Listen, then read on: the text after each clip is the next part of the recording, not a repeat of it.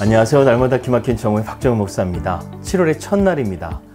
이번 한 달도 주님의 말씀과 함께 믿음으로 승리하시면서요, 행복하고 복된 한 달 되시기를 주님의 이름으로 기도하겠습니다. 우리는 다윗의 일생을 통해서 하나님의 뜻이 어떻게 이루어져 가는지를 함께 살펴보고 있습니다. 하나님께서는 다윗을 통해서 엄청난 축복과 위대한 운명을 준비하고 계셨어요. 그런데 다윗이 이러한 운명을 받아들이기 위해서는요, 준비됨이 필요했습니다. 그래서 하나님께서는요, 다윗이 이러한 하나님의 뜻과 목적에 맞는 사람이 되게 하기 위해서 광야의 시간을 지나가게 하셨어요. 그렇다고 한다면 하나님의 뜻은 과연 무엇일까요? 성경을 보게 되면요, 하나님의 뜻은 우리가 흥하거나 망하거나 하는 차원이 아니라는 사실을 발견하게 됩니다. 하나님의 가장 큰 관심은요, 우리가 하나님을 믿음으로 영생을 누리고 하나님을 알아가고 우리가 하나님의 영광된 자녀로서 이 땅 가운데 살아가는 것, 이것이 하나님의 가장 큰 관심이요 하나님의 뜻입니다. 우리의 삶이 이러한 진리의 토대 위에 세워져 갈 수 있다고 한다면요, 우리는 어떠한 고난이 온다 할지라도 참된 평안 가운데 거할 수 있게 됩니다.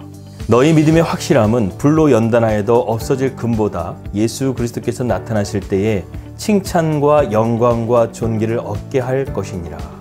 베드로 사도가 이렇게 말했던 것처럼요, 우리를 아무리 불로 연단한다 할지라도 우리가 예수 그리스도 안에서 칭찬과 영광과 존귀함으로 나아가게 될 줄을 믿습니다.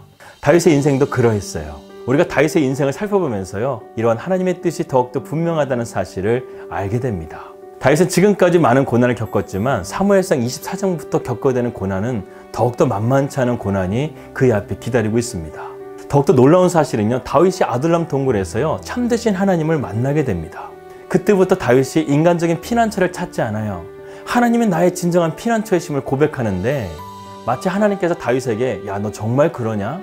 한번 이것을 테스트하는 것처럼 다윗에게 더욱더 혹독한 훈련을 통해서 하나님을 신뢰하는 자리로 나가게 하시는 것을 우리는 볼 수 있습니다. 이제 우리가 사무엘상 24장과 26장에 보게 되면요, 다윗이 사울왕을 죽일 수 있는 기회가 번번이 찾아오는 것을 보게 됩니다. 그런데 다윗이 사울왕을 죽이질 않아요. 하나님의 뜻에 그것을 온전하게 맡기는 다윗의 위대한 신앙의 모습을 우리는 보게 될 것입니다. 그렇다고 한다면 사울왕을 죽일 수 있는 이 사건이 다윗에게 기회였는가 아니면은 유혹이었는가, 이것을 함께 살펴보도록 하겠습니다. 다윗은 부하만 600명이었습니다. 그리고 그의 가족들까지 포함하게 되면 2000명의 무리들을 이끄는 그런 리더자였습니다.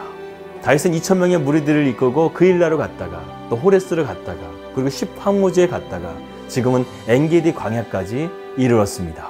이 엔게디 광야라는 이름의 뜻이요, 야생염소가 사는 곳이라는 뜻을 가지고 있습니다. 이 야생염소는 험악한 산지에서 살죠. 그리고 이 엔게디 광야에는요, 동굴들이 많이 있었어요. 그렇기 때문에 다윗이 숨기에는 참 적합한 장소였습니다. 그런데 블레셋과 전쟁을 치르러 갔던 사울이 다시금 돌아와서요, 지금 다윗을 추격하고 있는 상황 가운데 있게 되었습니다. 그리고 엔게디 광야까지 도착을 했어요.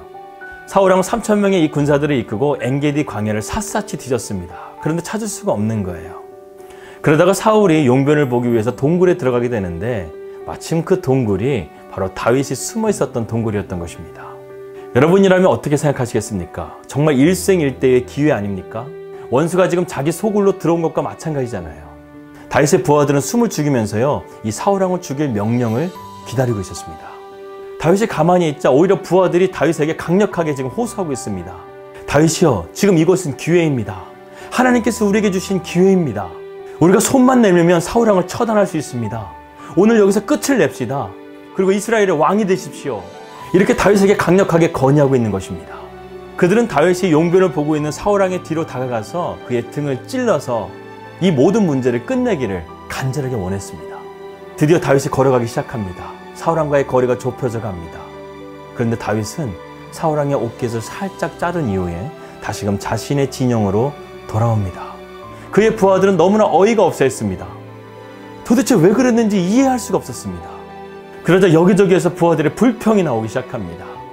어떤 부하는 다윗의 명령을 어겨서라도 사울왕을 죽이려고 했을지도 모릅니다. 그러자 다윗이 이렇게 막습니다. 다윗이 이 말로 자기 사람들을 금하여 사울을 해하지 못하게 아니라 사울이 일어나 굴에서 나가 자기 길을 가니라. 이제 아무것도 모르는 사울은 용변을 다 보고 동굴로 나와서 이제 길을 떠나려고 하는데 다윗이 소리칩니다. 왕이시여, 이것이 보이십니까? 이 옷은 당신의 옷깃입니다. 내가 당신을 죽일 수 있었지만 당신을 죽이지 않았습니다. 왕이여, 나는 당신을 해하는 사람이 아닙니다. 제발 나를 불쌍히 여겨주시고 나를 더 이상 고통스럽게 하지 마소서. 이렇게 다윗이 사울왕에게 호소하고 있습니다. 다윗은 사울왕에게 겸손한 모습으로 나간 거예요. 당신은 존귀한 존재인데 왜 한낱 벼룩과 같은 나를 이렇게 힘들게 하십니까? 그러지 않으셔도 됩니다. 나는 왕에게 위협이 되는 사람이 아닙니다. 보십시오. 나는 당신을 죽일 수 있었지만 죽이지 않았습니다. 왕이여, 나를 제발 긍휼히 여겨주십시오. 이렇게 다윗이 호소하고 있습니다. 사무엘상 26장에도 이와 비슷한 상황이 이루어집니다. 사울은 또다시 3,000명의 구별된 군사를 이끌고 다윗을 추격합니다. 밤이 되었습니다. 사울의 진영에 있는 모든 군사들이요 잠이 들어버린 거예요. 심지어는 군대 장관이었던 아브넬도 잠이 들어서 사울왕은 정말 무방비 상태가 되어버렸습니다. 그때 다윗은 자기의 믿을 만한 부하였던 아비새를 데리고 가가지고요, 사울의 창과 물병만을 가지고 그 진영을 나옵니다. 그리고 다윗은 자기의 진영으로 와서 잠자고 있는 군사들과 사울왕을 깨우면서 왕이시여 보소서, 내가 당신의 창과 물병을 가지고 있나이다. 나는 당신을 위협할 적이 아닙니다. 나를 긍휼히 여겨주소서. 이렇게 다시 한번 다윗이 호소하고 있습니다. 여러분, 다윗은요 어떻게 이렇게 침착할 수 있을까요? 어떻게 이렇게 인내하고 참을 수 있을까요? 이것이 바로 아둘람 동굴에서 변화된 다윗의 모습이에요. 다윗이 정말 그곳에서 진짜 하나님을 만나자 다윗은 더 이상 두려운 것이 없는 거예요. 그는 하나님을 두려워했지 사람을 두려워한 것이 아니었습니다. 비록 자기의 상황이 비록 고통스럽고 어려운 상황이었지만 그는 그 무엇보다도 하나님의 약속을 붙들고 나가는 사람이었다는 거예요. 사울왕을 죽이지 않았던 이유가 무엇입니까? 하나님께서 기름 부은 자라는 거예요. 그렇다고 한다면 그 사람을 심판하실 분도 하나님이시라는 것을 다윗은 믿었기 때문에 하나님이 하실 일을 그가 대신 하지 않기 위해서 그는 자신을 컨트롤했다는 것입니다. 자신을 절제했다는 거예요. 여러분이라면 이러한 순간이 찾아온다고 한다면 어떤 것을 선택하시겠습니까? 때로는요 우리가 신앙의 길을 걸어가는 것이 참으로 고달프고 힘들 때가 있어요. 주님을 볼까요? 베드로전서 2장 23절 말씀에 이렇게 나와 있습니다. 욕을 당하시되 맞대어 욕하지 아니하시고 고난을 당하시되 위협하지 않으시고 오직 공의로 심판하시는 이야기 부탁하시며. 주님도 이 땅에 있으면서요 아버지 하나님 앞에 온전하게 순종했다는 거예요. 자신을 핍박하고 욕하고 조롱하는 자들을 자기의 판단으로 그들을 정죄한 것이 아니라 하나님 아버지께 맡겼다는 거예요. 하나님이 하실 일이라는 거예요. 주님께서도 이 땅 가운데 그렇게 살아가셨다는 것입니다. 우리가 말씀을 듣고 순종의 자리로 나가는 것 쉬운 것 같지만 절대 쉽지 않다는 거 여러분들 아시죠? 그 말씀에 순종하는 것 때문에 때로는 내가 손해를 보기도 하고 내가 어려운 상황 가운데 처하게 될 때도 있다는 사실입니다. 하지만 다윗이 오늘 우리에게 하는 말씀을 잘 들어보십시오. 여호와께서는 나의 왕 사이를 판단하사 여호와께서 나를 위하여 왕에게 보복하시려니와 내 손으로 왕을 해하지 않겠나이다. 다윗은 지금요 하나님께서 자신을 향한 위대한 계획이 지금 진행 중에 있다는 사실을 분명하게 알고 있습니다. 그리고 이러한 광야의 시간이 하나님의 의도적인 시간이라는 것을 또한 알고 있어요. 그렇기 때문에 이 광야의 시간 안에서는 온전히 주님의 말씀에 순종하는 것만이 이 훈련을 통과할 수 있는 유일한 길이라는 사실을 알고 있었던 것입니다. 이러한 다윗의 생각은 맞습니다. 하나님의 자녀라고 한다면 어떤 상황에 빠져 있을지라도 내가 하나님의 은혜로 변화된 것을 증명할 수 있는 사람이 되어야 한다는 것이죠. 그래서 다윗은 이 아둘람 동굴에서 하나님 안에서 변화되어서요 이러한 믿음의 자리까지 나아가고 있는 것입니다. 시편 62편 5절의 말씀처럼 나의 영혼아 잠잠히 하나님만 바라라. 이 믿음의 고백으로 다윗이 나아갔다는 것이죠. 다윗은 이 진리를 알았기 때문에 섣부른 행동으로 하나님의 뜻을 거스르려고 하지 않기 위해서 정말 피나는 노력을 했던 사람이었습니다. 다윗의 이러한 결정이 쉬웠을까요? 심지어는 불평하고 원망하는 부하들까지도 다스려야 되는 그런 어려운 결단이었습니다. 하지만 하나님의 뜻이기 때문에 나의 영혼아 잠잠히 하나님만 바라라. 이 말씀 붙들고 다윗은요 끝까지 하나님의 뜻을 거스르지 않았습니다. 오늘 이 엔게디 사건 이후에도 다윗에게는 계속해서 고난이 다가와요. 그런데 성경 어디에도 다윗이요 후회하는 것을 보지 못합니다. 내가 그때 사울왕을 죽였어야 되는데 내가 왜 죽이지 않았을까? 이런 후회를 찾아볼 수가 없어요. 다윗이 이런 정직한 길을 걸어갔습니다. 훗날 다윗은 자신의 아들 압살롬의 반역으로 인해서 예루살렘을 도망쳐 있었을 때 이 시므이라는 자가 나타나서 다윗에게 악의적인 말을 합니다. 다윗, 네가 지금 아들에게 쫓겨도 도망치는 것, 네가 사울왕에게 잘못했기 때문에 도망치는 거야. 이렇게 계속해서 다윗을 자극시킵니다. 그런데 다윗이 무엇이라고 말했는지 아십니까? 그를 죽이려고 하는 부하들에게 내버려 두라고, 하나님께서 저 사람을 판단하실 거라고. 어떻게 이렇게 당당할 수 있습니까? 다윗이 하나님의 뜻을 거스르지 않았기 때문에 그는 당당하게 하나님께 판단을 맡길 수가 있는 것이었어요. 만약에 다윗이 사울왕을 죽이고 왕이 됐다고 한다면요, 다윗은 두고두고 이것 때문에 괴로워했을 거예요. 그러나 그 문제를 하나님께 맡겼을 때 하나님께서는 그 문제를 풀어가시고 다윗으로 하여금 더 위대한 왕으로서 만들어 가셨다는 사실을 우리는 기억해야 됩니다.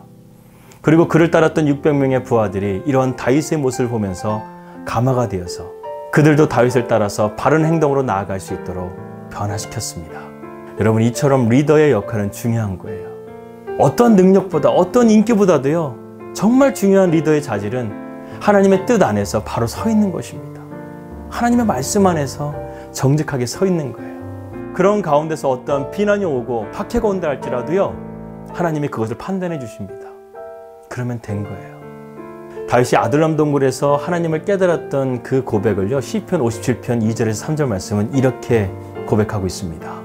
내가 지존하신 하나님께 부르짖으며 곧 나를 위하여 모든 것을 이루시는 하나님께로다. 그가 하늘에서 보내사 나를 삼키려는 자의 비방에서 나를 구원하실지라. 하나님이 그의 인자와 진리를 보내시리로다. 적군이 나를 아무리 애워싸는 상황일지라도 다윗은 하나님을 의지하여 그의 마음 가운데 평안함을 찾았고 하나님의 그 날개 아래에 있는 것이 가장 안전하다고 고백하고 있는 다윗을 한번 보십시오. 이 사무엘상의 중심 인물은 바로 사울과 다윗입니다. 사울왕은 어떠한 삶을 살았는가? 다윗은 어떠한 삶을 살았는가? 그렇다고 한다면 여러분들은 어떠한 삶을 살아가고 있습니까? 다윗은 자기 앞에 있는 장애물이 아무리 막을 수 없는 거대한 적이라 할지라도 하나님의 약속을 의지함으로 그 공포를 이겨내었고, 하나님은 그러한 다윗의 믿음을 통해서 그 거대한 적들에게서 건져내어 주셨습니다. 또한 다윗은 외부의 적뿐만 아니라 내부의 적이었던 자기 자신과의 싸움에도 하나님을 의지함을 통해서 믿음으로 승리하는 삶을 살았습니다. 여러분, 우리의 진정한 힘은요, 하나님의 약속을 붙드는 거예요. 하나님을 의지하는 것입니다. 오늘 다윗과 같이 세상의 방법에 무릎 꿇는 자가 되는 것이 아니라 하나님께 무릎 꿇는 자가 되어져서 하늘의 능력을 다운로드 받을 수 있는 저와 여러분들이 되시기를 주님의 이름으로 기도합니다. 기도하겠습니다. 하나님, 오늘 다윗의 삶을 통해서 하나님의 선하신 뜻을 먼저 구하였던 다윗의 삶을 우리가 본받게 하여 주시옵소서. 우리가 하나님의 은혜로 구원받은 자로서 이제는 그 믿음을 증명해내는 삶으로 우리를 인도하여 주시옵소서. 지금 내 앞에 있는 많은 문제와 장애물들이 있지만 그 문제를 내 생각과 내 판단으로 해결하는 것이 아니라 주님 앞에 온전하게 내어놓고 주님을 온전하게 신뢰하면서 그 문제를 풀어갈 수 있는 믿음의 사람이 될 수 있도록 우리를 인도하여 주시옵소서. 오늘도 주님의 그 날개 아래 안전하게 거할 수 있는 우리 날마다 길 막힌 정원 식구들 될 수 있도록 인도하여 주시옵소서. 예수님의 이름으로 기도하였습니다. 아멘. 평안한 하루 되시고요. 저는 내일 뵙도록 하겠습니다. 우리 믿음으로 승리합시다. 할렐루야.